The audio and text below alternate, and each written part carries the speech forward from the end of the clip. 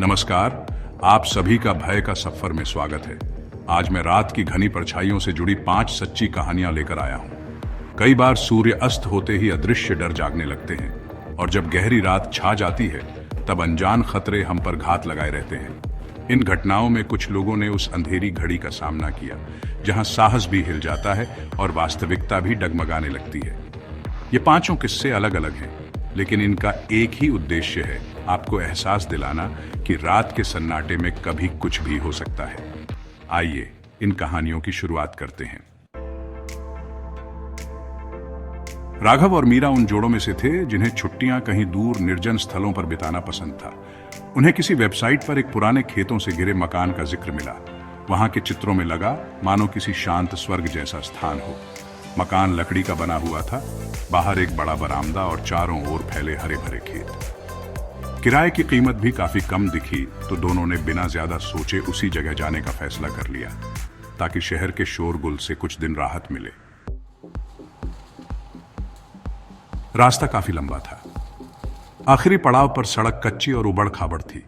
दोनों तरफ ऊंचे खेतों की कतारें जो अंधेरे में अजीब सी सरसराहट पैदा कर रही थी। रात का समय था, 10 बज चुके थे। राघव ड्राइव कर रहा था और मीरा खिड़की से बाहर अंधेरा देखती जा रही थी। कुछ दूर आगे बढ़ने पर उन्हें चमकती एक पीली सी बत्ती नजर आई जो शायद मकान के बरामदे की लाइट रही होगी। कार धीमे धीमे वहां पहुंची तो सामने से मकान अपने पूरे उजाड़ रूप में दिखा। रंग उखड़ा हुआ था, खिड़कियों के ढांचे पुराने थे और किसी दूसरी गाड़ी का वहां नामो निशान नहीं था। दरवाजा खोलते ही फर्श पर पड़ी धूल और दीवारों में सीलन की हल्की सी गंध महसूस हुई। वहां एक दुबली पतली सफेद बालों वाली महिला खड़ी थी जिन्होंने अपना नाम अग्नि बताया। उनकी आवाज इतनी धीमी और मध्यम थी कि राघव और मीरा को काफी पास जाकर सुनना पड़ा। महिला ने बताया कि आज के बाकी मेहमानों ने अपनी बुकिंग रद्द कर दी है, इसलिए इस रात केवल राघव और मीरा ही रहेंगे। थोड़ी अजीब सी अनुभूति होने के बावजूद दोनों ने सोचा शायद उन्हें और भी ज्यादा शांति मिलेगी। ऊपर की सीढ़ियां चढ़ते वक्त कदमों के नीचे लकड़ी चरमराती रही। दीवारों पर कई पुरानी पारिवारिक तस्वीरें टंगी थीं, जिनमें लोगों की निगाहें ऐसे प्रतीत होती थीं मानो आने जाने वालों पर नजर रख रही हों। अग्नि ने उन्हें एक साधारण से कमरे में पहुंचाया। एक बड़ी लकड़ी की खाट, एक पुरानी अलमारी और खिड़की से दिखाई देते दूर दूर तक फैले खेत। हवा ठंडी थी, शायद हीटर या किसी तरह की गर्माहट वहां उपलब्ध नहीं थी। महिला ने कहा कि सुबह नाश्ता रसोई में तैयार होगा और धीरे से बोली, रात में आसपास भटकने से बचना, जिसने माहौल और भी रहस्यमय बना दिया। राघव और मीरा ने दिन भर की थकान के बाद सोने का निश्चय किया। रात गहराने पर सब कुछ अस्वाभाविक रूप से चुप सा था। कोई निकटवर्ती जानवर की आवाज भी नहीं सुनाई दे रही थी। अर्धरात्रि के बाद मीरा की नींद अजीब सी सरसराहट सुनकर खुली, जैसे किसी के कदम गलियारे में हो। उसने पास सो रहे राघव को जगाया। दोनों ने सोचा शायद अग्नि किसी जरूरी काम से गई होंगी, लेकिन थोड़ी देर बाद कमरे के दरवाजे पर हल्की सी खरोंचों की आवाज हुई, जैसे नाखून रगड़े जा रहे हों। राघव ने फुसफुसाते हुए दरवाजा खोला, पर बाहर सब कुछ अंधकारमय था। टॉर्च लगाकर देखने में दिखाई दिया कि गलियारे में कोई छाया सरसराती सी गुजर गई है। मीरा ने बिजली की बत्ती जलाई, मगर वहां कुछ भी स्पष्ट नहीं था। अजीब घबराहट हुई, पर दोनों ने सोचा कि शायद उनकी नजरें धोखा खा रही हैं। दोबारा सोने की कोशिश कर ही रहे थे कि खिड़की पर एक हल्का सा प्रहार हुआ। कमरे की दूसरी मंजिल की खिड़की, जहां सामान्य परिस्थितियों में बाहर से हाथ पहुंच ही नहीं सकता था। राघव ने हिम्मत करके पर्दा हटाया तो कुछ सफेद सा चेहरा शीशे से चिपका नजर आया। आंखें बड़ी, रोशनी में काली सी चमकती हुई। राघव और मीरा चीख उठे और जब तक खिड़की खोलकर देख पाते वह चेहरा गायब था। विचार आया कि अग्नि से पूछ लें कि क्या यहां कोई बच्चा या अन्य परिवार का सदस्य है। वे नीचे गए, मगर वह जगह सुनसान पड़ी थी। सिर्फ रसोई से हल्की पीली रोशनी बाहर आ रही थी। भीतर झांकने पर अग्नि सिंह के पास खड़ी नजर आई, लेकिन वह कोई बर्तन नहीं धो रही थी, बस पूरी तरह अचल खड़ी होकर किसी अनजान धुन को गुनगुना रही थी। मीरा, वीओ, अग्नि जी। महिला धीरे से मुड़ी। उनकी आंखें खुली की खुली थीं और चेहरा भावहीन सा था। लंबी सांस लेते हुए उन्होंने कहा, AG&E, VO, तुम अपने कमरे में रहो, उन्हें जगाओ मत। किससे? लेकिन अग्नि ने कोई जवाब नहीं दिया। वह रसोई से निकलकर एक कोने में ओझल हो गई। तभी ऊपर से कोई जोर की आवाज आई, मानो कुछ गिरा हो। दोनों भागते हुए अपने कमरे में पहुंचे तो पाया कि दरवाजा खुला हुआ था, खिड़की भी खुली, पर्दे हवा में लहरा रहे थे। कमरा अस्त व्यस्त था, कपड़े जमीन पर बिखरे थे। दहलन भरी बेचैनी के साथ उन्होंने महसूस किया कि कमरे में किसी और की उपस्थिति का आभास हो रहा है, जैसे कहीं छुपकर कोई उन्हें देख रहा हो। अचानक वे दोनों मुड़े तो किसी बच्चे सी हंसी सुनाई दी, गूंजती हुई, मगर पहचाना न जा सके कि वह कहां से आ रही थी। दरवाजे के पास पहुंचे तो लगा मानो गलियारे में कई सायों की आहट है। घबराकर उन्होंने फैसला किया कि अब यहां रुकने का कोई मतलब नहीं। उन्होंने जरूरी सामान समेटा, मकान के मुख्य द्वार की ओर भागे, पर वह द्वार भी भीतर से बंद मिला। काफी मशक्कत के बाद कुंडी खुली और वे दोनों बाहर अंधेरे रास्ते पर आ खड़े हुए।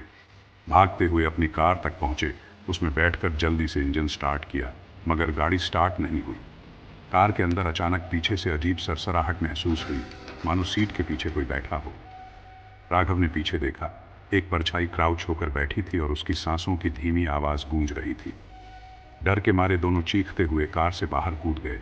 अंधेरा रास्ता पकड़कर पैदल ही आगे निकल पड़े। अगले दिन दोपहर में जब पुलिस के साथ वे उस जगह वापस गए तो मकान बाहर से वैसा ही था, पुराना, सुनसान। दरवाजा बंद था, आधी खिड़कियां टूटी हुई थीं, अंदर कोई नहीं मिला। पुलिस वाले ने बताया कि यह मकान कई बरसों से वीरान पड़ा है। मालिक कौन है, किसी को भनक तक नहीं। उसी क्षेत्र के लोगों से पता चला कि वहां कभी एक परिवार रहता था, जिनके बच्चे रात में रहस्यमय ढंग से लापता हो गए। तब से उस घर में अजीब घटनाओं की कहानियां सुनने को मिलती हैं। राघव और मीरा को आज भी वह रात याद आकर नींद में उछलने पर मजबूर कर देती है। निर्जन विश्राम स्थल का साया। भास्कर एक लंबे रास्तों पर माल पहुंचाने वाले ट्रक चालक थे।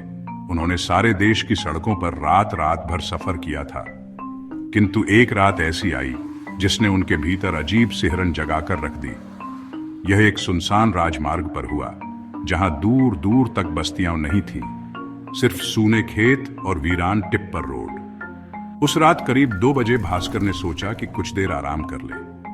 आगे एक विश्राम स्थल का संकेत दिखा। उस पर लिखा था कि 5 किलोमीटर बाद विश्राम स्थल है। वह खुशी महसूस कर रहे थे, क्योंकि रात बहुत गहरी थी और नींद उन पर हावी हो रही थी। जब वहां पहुंचे तो उन्हें दिखा कि मानो वह जगह बिल्कुल उजाड़ है। एक आध मध्यम जलता खंभा, टूटा फूटा बेंच और खस्ता हाल सा शौचालय। दूर तक कोई दूसरा वाहन नहीं था। ट्रक रोककर वह नीचे उतरे। चारों तरफ घनघोर सन्नाटा, हवा तक की आवाज नहीं, बस कभी कभी दूर किसी झींगुर की धुन सुनाई दे जाती। उन्होंने शौचालय की ओर रुख किया। दरवाजे की चूल्हें इतनी झंग लगी थीं कि खोलने पर भयानक चरमराहट हुई। भीतर केवल एक टिमटिमाती नलीदार रोशनी थी, जो मध्यम रूप से जल रही थी। भास्कर ने मुंह पर पानी मारा, चेहरे को ताजा करने की कोशिश की। तभी उन्हें बाहर किसी के चलने की आहट सुनाई दी।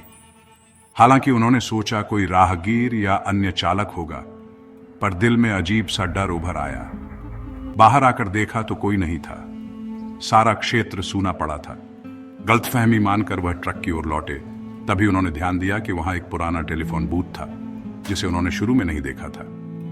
पुराने जमाने वाला पीला सा घिसा हुआ बूथ, जिसमें दूरभाष सेट लगा था। अचानक वह घंटी बजने लगी, एकदम तेज भयानक स्वर में। इस मुकाम पर भास्कर का रोम रोम कांप उठा। इतनी रात में कौन और कैसे? उनका मन हुआ कि अनसुना कर ट्रक में जाकर बैठ जाएं, किंतु उन्हें लगा शायद किसी को सचमुच मदद की जरूरत हो। कांपते हाथों से उन्होंने रिसीवर उठाया। हेलो। कुछ क्षण स्थैतिक शोर सुनाई दिया। फिर एक टूटी फूटी धीमी स्त्री आवाज आई। कृपया मेरी मदद करो, भास्कर ने पूछा। कौन बोल रहा है? कहां हो आप? लेकिन लाइन कट गई। उन्हें लगा कहीं वास्तविक मुसीबत तो नहीं। वह ट्रक से टॉर्च निकालकर आसपास टटोलने लगे। पीछे के एक कोने में उन्हें आधा धंसा हुआ जूता मिला, मानो किसी का बूढ़ा जूता रेत में फंसा हो। अचानक टेलीफोन की घंटी दोबारा गूंज उठी। वह दौड़कर पहुंचे, रिसीवर उठाया। वही स्त्री आवाज, इस बार और घबराई हुई, शौचालय के पीछे। जल्दी आओ। कटने से पहले बस इतना सुनाई दिया। भास्कर फिर शौचालय के पीछे गए।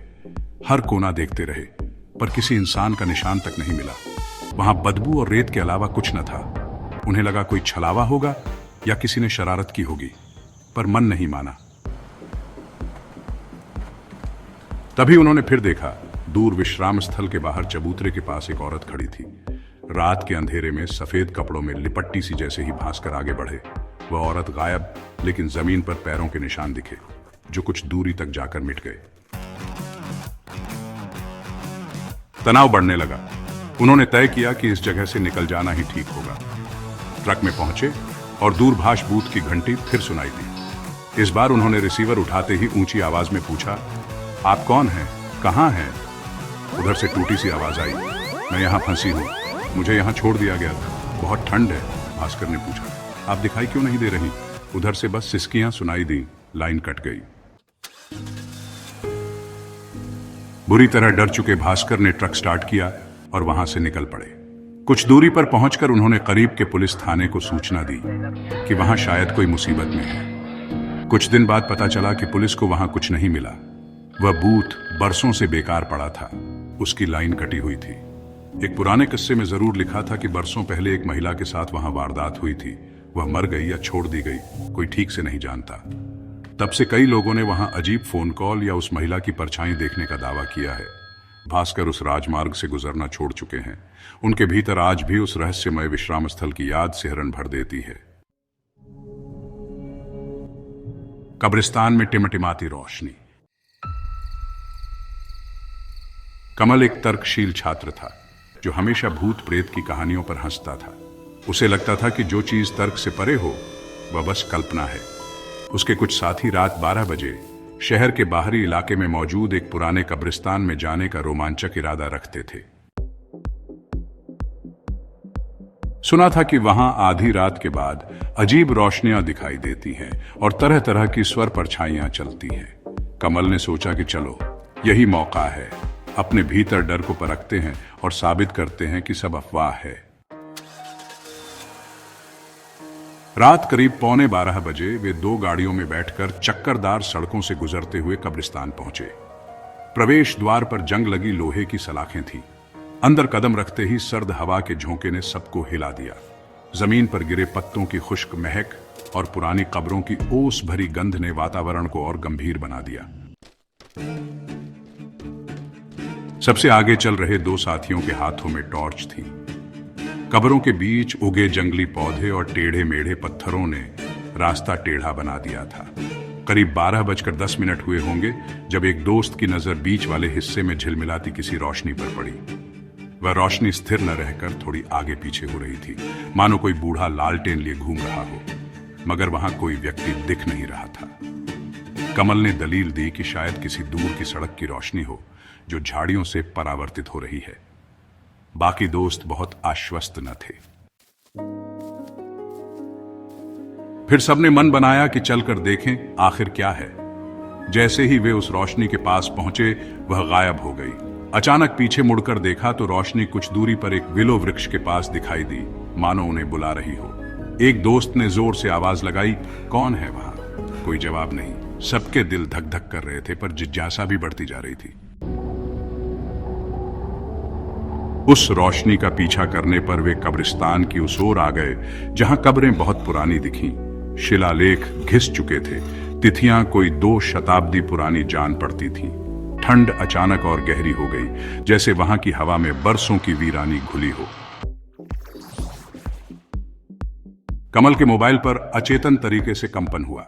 एक अनजान नंबर की घंटी थी। इतना अजीब कि ऐसा लगा जैसे वहीं किसी ने उसे फोन किया हो। उसने रुककर फोन उठाया। हेलो।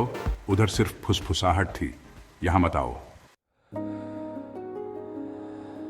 उसके रोंगटे खड़े हो गए। दोस्तों को बताया तो उन्होंने सोचा कोई शरारत कर रहा है। सबने और आगे बढ़ने का फैसला किया। रोशनी फिर अलग दिशा में हिलती नजर आई। सबके भीतर उथल पुथल मची थी। जैसे ही वे एक विशाल पुरानी कब्र के पास पहुंचे, एक कंधों तक लहराता हुआ साया नजर आया। काला लबादा पहने, जैसे किसी पुराने जमाने का दरबान हो।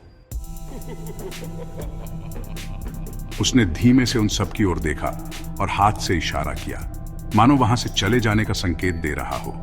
उस पल सबके मुंह से चीख सी निकलते निकलते रह गई। जिस पल उन्होंने वहां से भागना चाहा, रास्ता उलझ गया।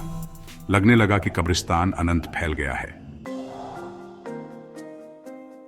चारों ओर अंधेरी कब्रें और कांपते पेड़ के सिवा कुछ भी दोस्ताना नहीं था। बीच बीच में फिर वह रोशनी दिखाई देती, कभी स्वर सी फुसफुसाहट, चलो यहां से। कुछ देर की अफरा तफरी के बाद हाँफते कांपते वे मुख्य द्वार पर वापस आए।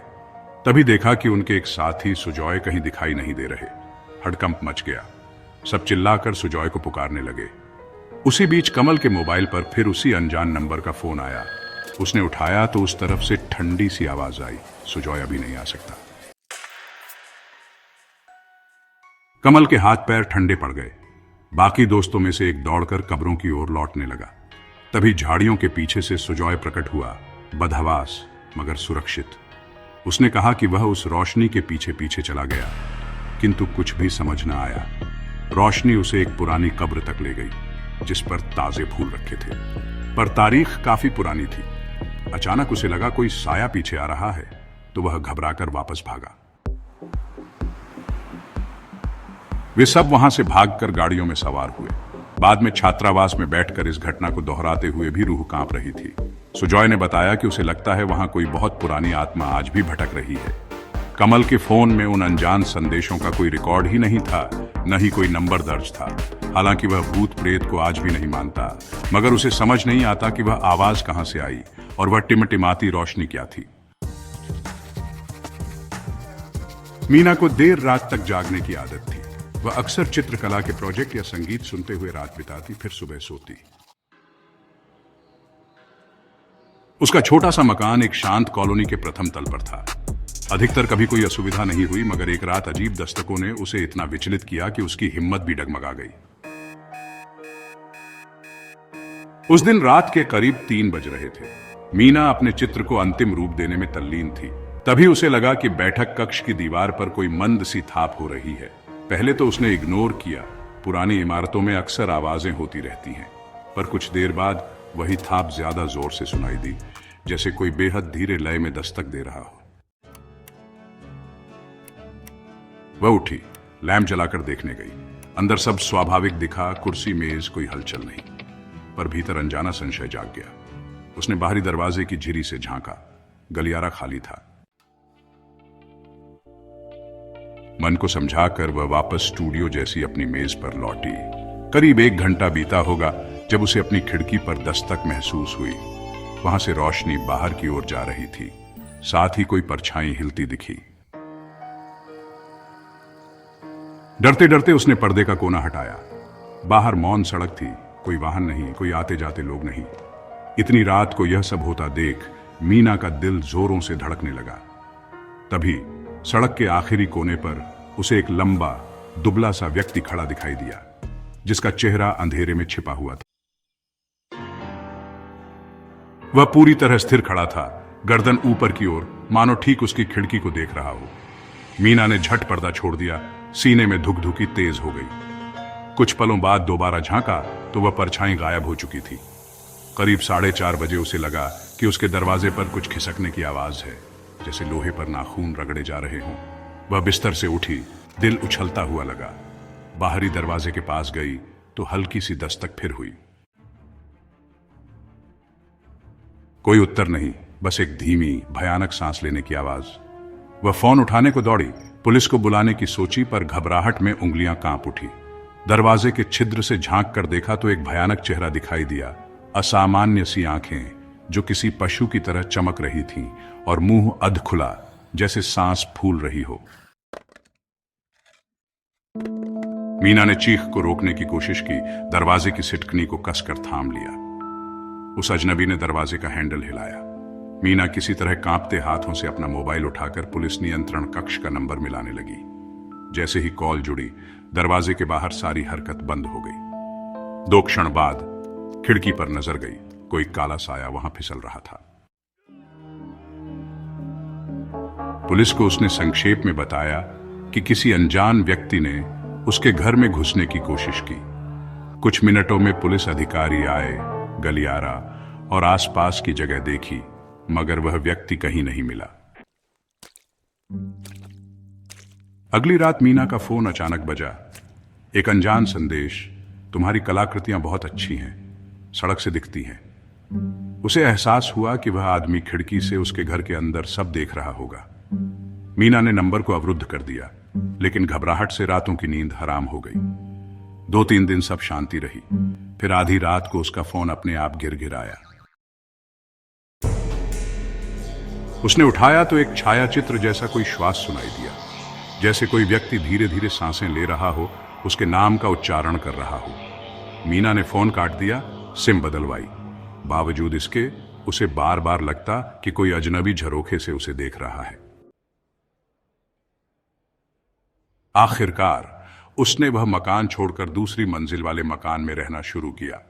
उसे नहीं पता वह डरावना व्यक्ति कौन था या उसे उसका नंबर कैसे मिला। वह बहुत समय तक खिड़कियों को रात में पूरी तरह बंद रखने लगी, सोचकर भी सिहर जाती कि यदि उस दिन वह दरवाजा खोल देती तो क्या होता। हेमा ने हाल ही में कॉलेज पूरा किया था और उसे एक नई गाड़ी लेने की खुशी थी। हालांकि गाड़ी सेकंड हैंड थी, पर उसके लिए आजादी का प्रतीक थी।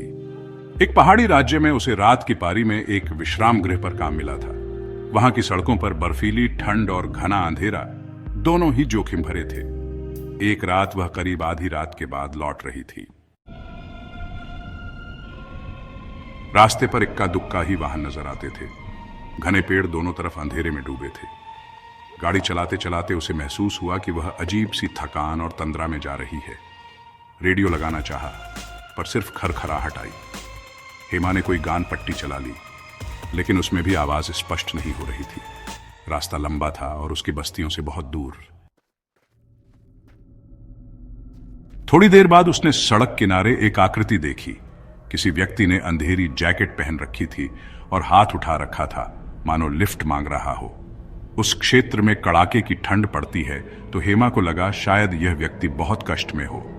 ज्यों ही गाड़ी करीब आई, हेडलाइट के प्रकाश में उसका चेहरा दिखा, बहुत ही ग्रस्त, आंखों में अजीब बेचैनी। हेमा के अंदर कोई अंदरूनी चेतावनी चीख उठी कि रुकना सुरक्षित नहीं है। उसने गाड़ी और तेज कर दी। कुछ दूरी निकलने के बाद उसने रियर मिरर यंत्र में पीछे देखने की कोशिश की, पर वह व्यक्ति कहीं दिखा नहीं। अंधेरी सड़क पर इतनी जल्दी वह गायब कैसे हो सकता है? हेमा को अटपटा लगा, किंतु फिर उसने ध्यान हटाकर आगे बढ़ना जारी रखा। कुछ ही मिनट बीते थे कि गाड़ी के भीतर उसे ऐसा लगा मानो कोई पीछे वाली सीट पर आकर बैठा हो। एक सर्द झोंका, एक हल्की सी गंध और गाड़ी के छत में लगी रोशनी पल भर को टिमटिमा गई। हेमा ने सोचा शायद झटके की वजह से ऐसा हुआ, मगर फिर उसे लगा कि कोई धीमी सांसें ले रहा है। उसका गला सूखने लगा। उसने साहस जुटाकर दर्पण से पीछे देखा तो कुछ दिखाई नहीं दिया, हालांकि उसे यकीन था कि पीछे कोई मौजूद है। डर पर काबू करते हुए उसने सड़क पर ध्यान केंद्रित रखा। फिर अचानक छत की रोशनी दोबारा झपकी। दर्पण में कुछ दिखा, 2 चमकती आंखें, जैसे कोई चीखता चेहरा पर्दे के पीछे से झांक रहा हो। हेमा की चीख निकल गई। गाड़ी बेकाबू सी होने लगी, पर वह किसी तरह नियंत्रण में ले आई। जब उसने पीछे मुड़कर देखा, सीट खाली थी। बहरहाल उसका दिल इतनी जोरों से धड़क रहा था मानो बाहर निकल आएगा। उसे लगा पागल हो रही है या शायद बहुत थकी हुई है। कुछ देर बाद सड़क के किनारे उसने गाड़ी रोक दी, बाहर निकली। बाहर जमा देने वाली सर्दी थी, पर उसने सांस लेकर खुद को संभाला। पीछे वाली सीट को टॉर्च से जांच लिया, कुछ भी नहीं था, बिल्कुल खाली और बंद। वह दोबारा गाड़ी में बैठी, मन ही मन दोहरा रही थी, मुझे बस घर पहुंचना है। आगे बढ़ने पर रेडियो अपने आप चालू हुआ और किसी धीमी सरसराती आवाज ने कहा, मुझे बाहर निकालो। हेमा के रोंगटे खड़े हो गए। रेडियो के बटन घुमाने से वह बंद तक न हुआ। उसकी हिम्मत टूटती जा रही थी। अगले मोड़ पर उतरते ही सड़क किनारे एक सांकेतिक पत्थर दिखा। उसके घर से बस थोड़ी दूरी रह गई थी। तभी दर्पण में उसने फिर उस अजीब चेहरे की झलक देखी। वही व्यक्ति जो सड़क किनारे खड़ा था, मानो पीछे की सीट पर झुका हुआ हो, होंठ खोले हुए, जैसे कुछ कहना चाह रहा हो। हेमा ने किसी तरह अंतिम हौसला जुटाया, तेज रफ्तार से घर के पास पहुंची और गाड़ी रोकते ही बाहर कूद गई। फोन की रोशनी में भीतर झांका, कोई नहीं था। बाद में उसे पता चला कि उसी मार्ग पर एक युवक कड़ाके की ठंड में फंस गया था और वहीं दम तोड़ बैठा था। कई लोगों ने दावा किया था कि उन्होंने उस युवक की आत्मा को लिफ्ट मांगते देखा है। हेमा को हमेशा लगता है कि शायद उसने उसी आत्मा को ठुकराया और वह गाड़ी में किसी तरह सवार हो गया। आज भी अकेले रात में गाड़ी चलाते हुए उसे अक्सर लगता है पिछली सीट पर कोई साया मौजूद है। इन तमाम कहानियों ने साबित किया है कि रात के सन्नाटे में हमारे मन के भीतर छिपा डर कैसे जीवंत हो सकता है। कभी एक उजाड़ मकान में गूंजती हंसी, कभी निर्जन सड़क के पास लगने वाली चीख, कभी कब्रिस्तान की टिमटिमाती रोशनी, कभी दरवाजे पर दस्तक देने वाला अनजान घुसपैठिया, तो कभी हमारी ही गाड़ी में किसी अदृश्य सवारी का बैठ जाना। ये तमाम क्षण हमें याद दिलाते हैं कि अंधेरी रात के साथ कई अनसुलझी पहेलियां घूमती फिरती रहती हैं। आपको इन 5 कहानियों में से कौन सी सबसे ज्यादा डरावनी लगी? कौन सा समय या घटना ने आपके रोंगटे खड़े कर दिए? अपनी राय नीचे टिप्पणी में जरूर लिखें। साथ ही यदि आपको ये कहानियां पसंद आई हों तो कृपया इन्हें पसंद करें और भय का सफर का साथ दें, ताकि आगे भी हम इसी तरह डर से भरी कथाएं आपके लिए लाते रहें। अगली बार फिर मिलेंगे किसी और भयानक सफर पर। तब तक सावधान रहें, सुरक्षित रहें और याद रखें, रात के अंधेरे में कुछ भी संभव है।